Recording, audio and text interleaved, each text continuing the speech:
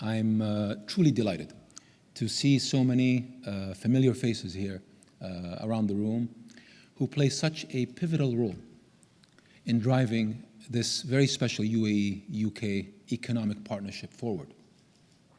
It is also a special pleasure to welcome Her Royal Highness Princess Beatrice, who will share her thoughts later about artificial intelligence, which I have a big passion for, one of the priority areas for both our nations to create lasting, shared economic value.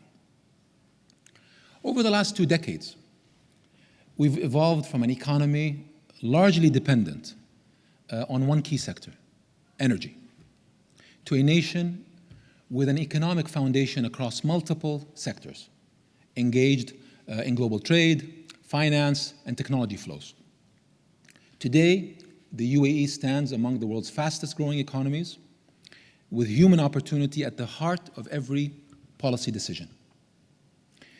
The UAE created this foundation on a clear, long-term national vision, an open and confident global outlook, and an unwavering belief in the power of collaboration.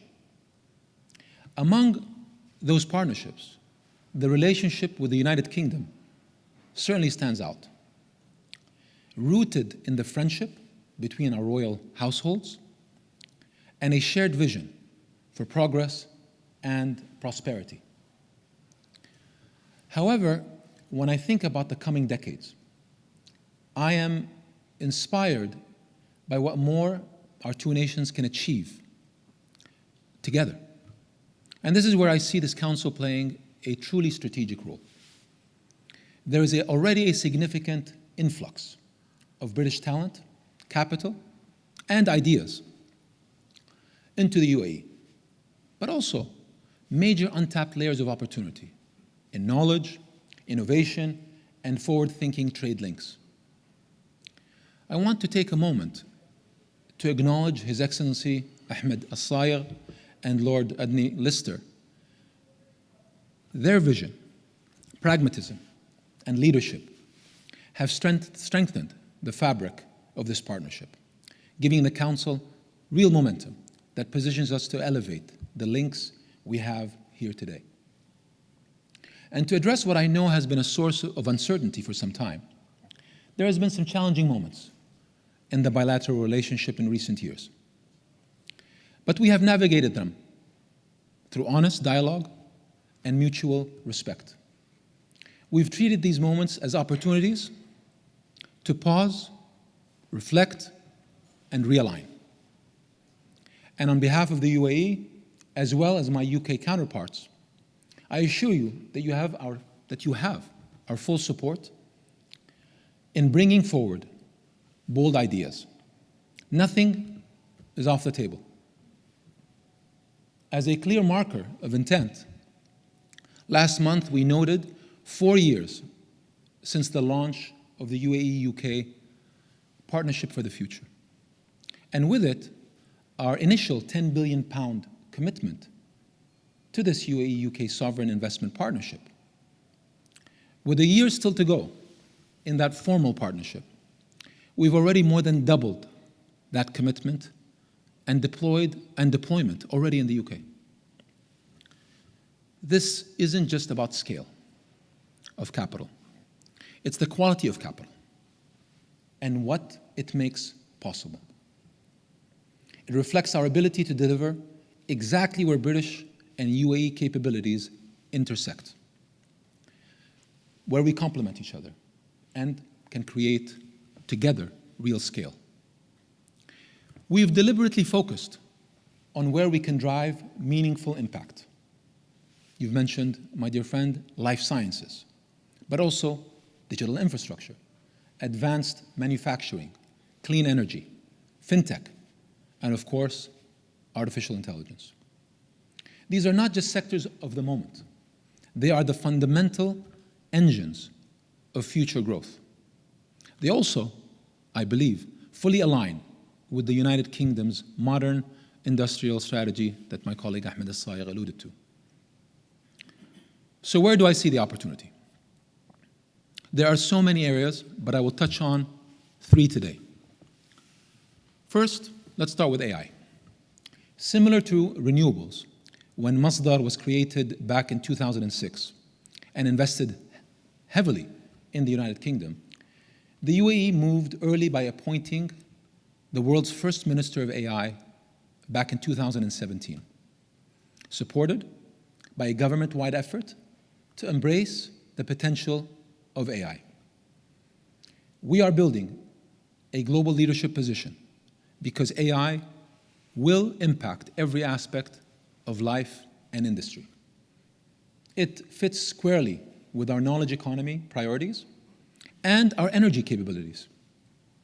One of the most significant projects underway is Stargate UAE, Abu Dhabi's 5 gigawatt AI data center campus being developed by G42 in partnership with leading global technology companies. The first 200 megawatts will come online next year in 2026, supported by an ecosystem that includes NVIDIA, OpenAI, Microsoft, Cisco, and Oracle, and many, many others. We view this as much more than just infrastructure. It's an opportunity multiplier. Abu Dhabi can be a home for British AI firms and research labs seeking to scale globally.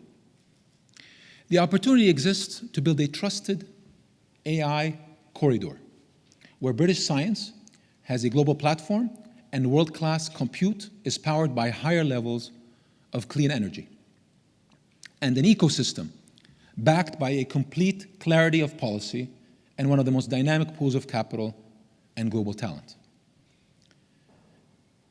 There's a similar story in life sciences. Earlier this year, GSK launched its new regional vaccination distribution hub here in the UAE. It's first in the Middle East. The hub cements the UAE's role as a center for health resilience, enabling faster regional access to life-saving vaccines. Likewise, this year, we in Mubadala launched Mubadala Bio, a new life science company designed to establish Abu Dhabi as a global hub for medical innovation and biopharma manufacturing. Mubadala Bio's integrated portfolio today already has 10 facilities across Asia, Africa, and Europe, with a concentration here in the UAE serving over 100 countries. Both these examples are reminders that British innovation finds not just a home here, but a platform for global reach. And of course, capital is a central pillar of opportunity. As I mentioned earlier, we are investing significant capital in the United Kingdom. But this is very much a two-way partnership. On location, stability, and world-class infrastructure, these positions the UAE as a bridge linking emerging and developed markets, enabling capital to flow with speed and confidence. Abu Dhabi today is fast becoming a gateway for global allocators and UK managers, and already building from here. We want the UAE to be a home for British financial expertise to scale globally, particularly into the global south, where we are a natural springboard. I hope these examples illustrate the scale and depth of the economic opportunity. And there are many more untapped engines for shared growth. However, as I mentioned earlier, the next chapter requires us to think bigger. Global trade corridors are being redrawn. Global value chains are shifting. New trade blocs are emerging, and economic power and technology leadership are becoming more distributed.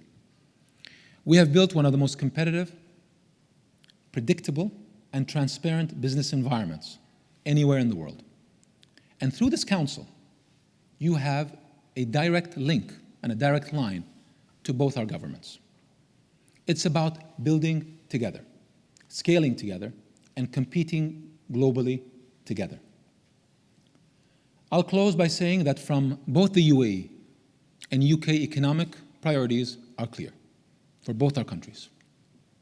The sovereign commitment to this relationship is clear.